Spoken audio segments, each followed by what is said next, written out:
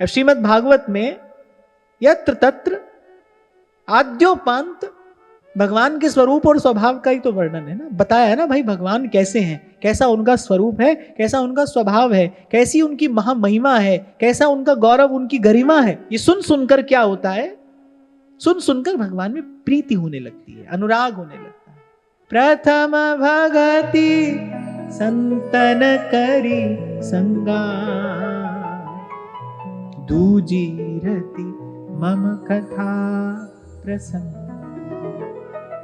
मैं आपको ऐसे कहने की बात नहीं है, उदाहरण के रूप में मैं आपको ये बात कह रहा हूं कि जैसे बहुत पत्र आते हैं मेरे पास, कभी कभी तो लिखने वाला इतना भाव में भरा होता है, इतना अभिभूत होता है, और उसके जीवन के जो अनुभव वो जो लिखकर भेजता है, पढ़कर कभी कभी मुझे भी आश्चर्य होता है।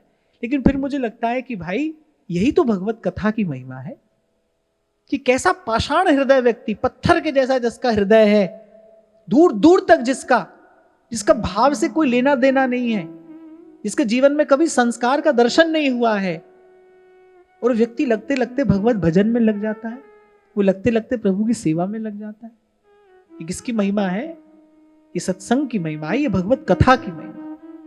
तभी तो तुलसी बाबा कह रहे हैं, बिन सतसंग न हरि कथा, तेहि बिन मोह न भाव, मोह गए बिन राम पद, मोहि न दृढ़।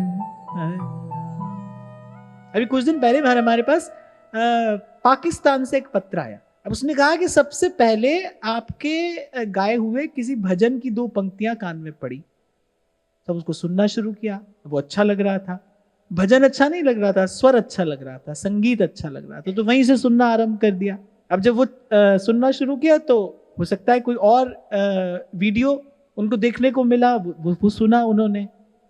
और व्यक्ति बड़ा ईमानदार, जिसने अपनी बात लिखकर भेजी, बड़ा ईमानदार व्यक्ति, उसने कहा 7-8 महीने तक तो हमको कुछ समझ में नहीं आता था कि आप क्या कह रहे हैं। हमारे धर्म का भी वो व्यक्ति नहीं है, इसलिए हमको कुछ समझ में नहीं आता था आप क्या कह रहे हैं, लेकिन सुनकर मन को शांति मिलती थी। सुनते सुनते हमारा मन शांत हो जाता था, बस हम इसीलिए सुनते थे। फिर धीरे धीरे फिर आपकी बात समझ में आने लगी, और अब जब आपकी बात समझ में आने लगी है, आपकी बात जब समझ में आने लगी है, तो बोले अब हमको ये बात समझ में आ गई है कि भाई ये जिंदगी खुदा ने हमको किस लिए दिया है।